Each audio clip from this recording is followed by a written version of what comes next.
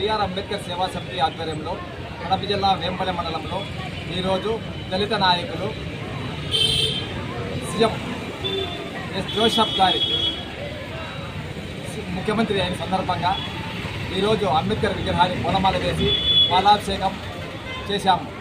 అయితే దళితుల కోసము జోసెఫ్ విజయ్ గారు ఎంతో కష్టపడి ఎన్నో ఒడిదుడుకులను ఎదుర్కొంటూ ఈరోజు ముఖ్యమంత్రి ప్రమాణ స్వీకారం చేసిన సందర్భంగా ఆయనకు ప్రత్యేకమైనటువంటి ధన్యవాదాలు తెలియజేస్తున్నాము.